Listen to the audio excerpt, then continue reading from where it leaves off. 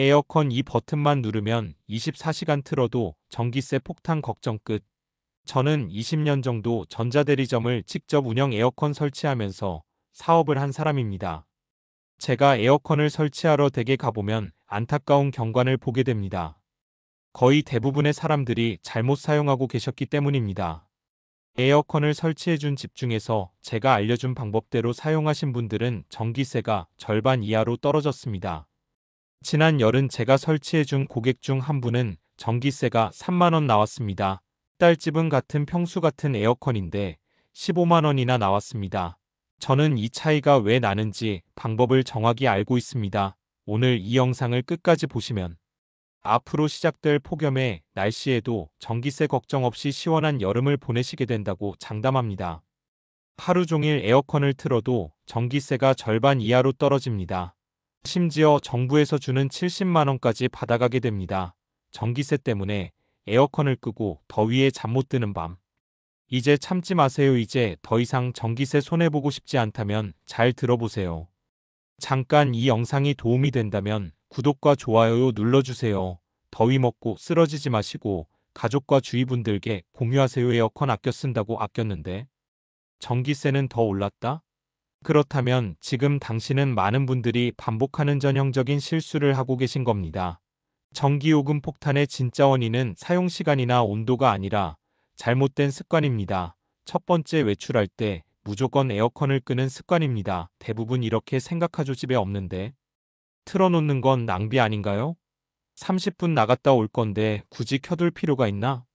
이런 생각 너무 당연해 보입니다. 하지만 이건 특히 인버터형 에어컨을 쓰는 분들에게는 전기세를 더 올리는 지름길입니다. 왜냐고요? 에어컨은 전기를 껐다, 꼈다를 반복하면 가장 많은 전력을 소모합니다. 1시간 외출 후 돌아와서 에어컨을 다시 켜면 처음 5분간 전력 사용량이 평소의 3배나 됩니다. 실내 온도가 30도까지 올라간 상태에서 다시 26도로 낮추려면 초반 몇 분간 실외기가 최대 출력으로 돌아갑니다. 이게 문제입니다. 마치 고속도로에서 정차했다가 다시 100km로 가속하는 것과 같습니다. 연료가 가장 많이 드는 순간이죠. 짧은 외출 후 다시 켜면 켜진 첫 5분이 하루 중 전기를 가장 많이 먹는 시간이 됩니다. 반대로 계속 켜둔 상태에서는 설정 온도를 유지하기 위해 실외기가 간헐적으로만 작동합니다. 마치 고속도로에서 일정한 속도로 달리는 것처럼. 연료 효율이 훨씬 좋아요. 제가 설치하면서 확인한 결과입니다. 외출 시간이 90분 이하라면 그냥 켜두는 것이 더 절약됩니다. 출근처럼 몇 시간 이상 집을 비우는 상황이면 꺼도 괜찮지만 잠시 잠깐 나갔다 올 거면 그냥 켜두는 게 이득입니다. 두 번째 실수는 제습 모드로 돌리면 전기세가 적게 나온다는 착각입니다. 많은 사람들이 믿습니다. 바람이 안 나오니까 전기를 덜 먹겠지라고요. 하지만 실상은 다릅니다. 냉방이던 제습이던 실외기가 동일하게 작동합니다. 단지 찬 바람이 덜 나올 뿐. 내부에서는 에너지 소모량이 거의 비슷하게 유지됩니다. 제습은 체감상 조용하고 바람이 덜 나오지만 실외기는 계속 돌아갑니다. 결국 냉방과 제습은 에너지 사용량에서 큰 차이가 없습니다. 그렇다면 제습은 전혀 쓰면 안 되는 걸까요? 그건 아닙니다. 특히 비 오는 날이나 특히 장마철처럼 습도가 높은 날엔 제습 모드가 오히려 효율적입니다. 에어컨 개발 연구자들의 실험에 따르면 같은 온도 설정일 때 제습 모드가 냉방보다 약 2.7배 더 많은 습기를 제거되었다고 합니다. 바람이 덜 나온다고 전기를 덜 쓰는 건 아닙니다. 제습은 조용하게 돌아가는 것처럼 보이지만 외부의 실외기는 냉방만큼 작동하고 있습니다. 따라서 장마철처럼 습도가 높고 눅눅한 날에는 냉방보다 제습이 체감상 더 쾌적하고 효율적인 선택이 될 수 있습니다. 여기서 제가 현장에서 터득한 제습 모드의 진짜 활용법을 알려드리겠습니다. 처음부터 제습 모드를 켜면 안 됩니다. 한 2시간 정도 냉방 모드로 돌리다가 제습 모드로 바꾸세요. 그러면 냉방 모드의 시원함은 유지단 채 습도는 낮은 뽀송뽀송함이 유지됩니다. 기억하세요. 처음부터 제습 모드를 켜는 게 아니라 냉방 모드로 돌리다가 제습 모드로 바꾸는 겁니다. 여름철 눅눅한 집 바닥이 끈적하고 땀이 마르지 않는 불쾌한 날씨에는 이 방법이 가장 효과적입니다. 즉, 더위를 식힐 땐 냉방 습기를 날릴 땐 제습, 이걸 잘 구분해서 사용해야 전기도 아끼고 집도 쾌적해집니다. 이처럼 전기세를 아끼겠다고 무작정 꺼버리거나 처음부터 제습을 돌리는 건 오히려 전기 낭비로 이어지는 반쪽짜리 절약입니다. 에어컨을 아무리 오래 틀어도 방안이 시원하지 않다? 그렇다면 지금 당신은 바람 방향부터 완전히 잘못 설정하고 있는 겁니다. 제가 설치해준 집들 두 곳을 비교하자면 한 집은 에어컨 방향을 밑으로 한 곳은 옆으로 설정해서 사용했는데 전기세 차이가 6만 원 정도 났습니다. 차이는 에어컨 바람의 방향단 하나였습니다. 대부분 에어컨은 사람을 향해 아래로 바람을 쏩니다. 시원한 바람이 발끝에 닿을 때까지만 생각하기 때문입니다. 시원하다. 이 느낌만 생각하시는 거죠. 하지만 에어컨은 바람을 직접 맞는 기계가 아닙니다. 공기를 순환시키는 기계입니다. 차가운 공기는 아래로 가라앉습니다. 뜨거운 공기는 위로 올라갑니다. 이건 과학의 기본 원리입니다. 이 과학을 거스려면 냉기가 바닥에만 고이고 천장과 머리 위는 여전히 덥습니다. 발은 시원한데 머리는 뜨거운 이상한 상황이 벌어지는 거죠. 그래서 에어컨 센스가 아직 더워요라고 판단해서 실외기가 계속 돌아갑니다. 전기만 축내고 정작 시원하지도 않은 최악의 상황입니다. 그래서 에어컨은 항상 바람을 위로 천장 쪽으로 향하게 설정해야 합니다. 천장에서 부드럽게 내려앉은 냉기가 실내 전체를 골고루 채웁니다. 마치 방 전체가 큰 냉장고 안처럼 골고루 시원해지는 거죠. 이런 순환이 만들어져야 설정 온도에 더 빨리 도달하고 실외기도 쉬게 됩니다. 결과는 전기요금 절반 감소됩니다. 그리고 또 하나 바람 방향만큼 중요한 게 에어컨 주변 공간입니다. 제가 자주 보는 실수기 있습니다. 에어컨 바로 아래나 앞에 큰 장롱이나 냉장고를 둔 집들이 있습니다. 바람에 장애물이 부딪혀서 제대로 퍼지지 못합니다. 마치 선풍기 앞에 벽을 세워놓은 것과 같아요. 에어컨이 설치된 벽면 바로 앞에 가구가 있다면 지금 당장 위치를 바꿔야 합니다. 바람이 멀리 퍼져야 실내 순환이 시작됩니다. 작은 구조 변화 하나로 냉기 순환이 달라지고 전기요금이 절반으로 줄어듭니다. 당신의 전기요금을 올리는 건 온도도 시간도 아닙니다. 바람 방향과 설치 위치. 이 두 가지가 진짜 문제입니다. 지금 당장 리모컨을 드세요. 바람 방향을 위로 그리고 확산으로 설정하세요. 오늘 하루도 절반으로 줄어든 전기세로 시원하게 보내실 수 있습니다. 영상 끝까지 함께 하시는 분들만을 위해 신청만 하면 전기세를 최대 70만 원을 받을 수 있는 꿀 정보도 준비했습니다. 우선 중요한 절약 방법들을 더 알아보도록 하죠. 지금까지는 에어컨을 어떻게 켜야 하는지였습니다. 이제부터는 어떤 기능을 켜야 하는지입니다. 에어컨을 사용하시는 사람들은 많지만 이 버튼의 정체를 모르기 때문입니다. 90% 사람들이 에어컨 리모컨에서 이 버튼을 누르지 않습니다. 바로 AUTO 버튼입니다. 어떤 에어컨은 AI 스마트 지능형 에코 절전, 에너지 세이브 이런 이름으로 되어 있습니다. 모델에 따라 이름이 다르지만 기능은 같습니다. 저는 이 버튼을 마법의 버튼이라고 불러왔습니다. 왜냐하며 이 버튼을 누르면 설정 온도에 도달한 후 에어컨이 똑똑하게 스스로 전력 소모를 조절하기 때문입니다. 24시간 켜놔도 전기요금이 폭탄처럼 나오지 않습니다. 일반 모드로 에어컨을 틀면 무조건 최대 출력으로 됩니다. 28도 방을 26도로 맞추기 위해 엄청난 전기를 쏟아붓고 26도에 도달한 후에도 계속 같은 세기로 돌아갑니다. 하지만 오토 모드는 완전히 다릅니다. 설정 온도에 도달한 후 실외기가 작동을 최소화합니다. 즉 에어컨이 똑똑하게 스스로 쉽니다. 당신은 똑같이 시원하게 느끼지만 에어컨은 한숨 돌리며 전기를 아낍니다. 이게 바로 전기요금이 반값으로 떨어지는 구조입니다. 실내 온도를 확인하고 습도를 측정하고 심지어 사람이 몇 명 있는지까지 파악해서 가장 효율적인 방법으로 운전합니다. 단집은 일반 모드로 사용했을 시 전기세 93,000원, 오토 모드로 사용했을 시 전기세 57,000원. 지금 당장 여러분의 에어컨 리모컨을 확인해 보세요. 리모컨에 AI 스마트 지능형 에코 절전 에너지 세이브 버튼 찾아서 오늘부터 무조건 이 버튼 누르고 사용하세요. 99% 사람들이 이 기능을 모릅니다. 리모컨에서 어떻게 찾는지 알려드리겠습니다.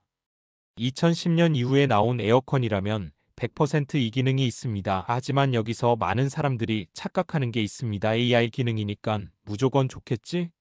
지능형이니까 알아서 다 해주겠지? 이런 생각은 절반만 맞습니다. AI 모드에도 함정은 있습니다. AI 모드는 처음 30분이 중요합니다.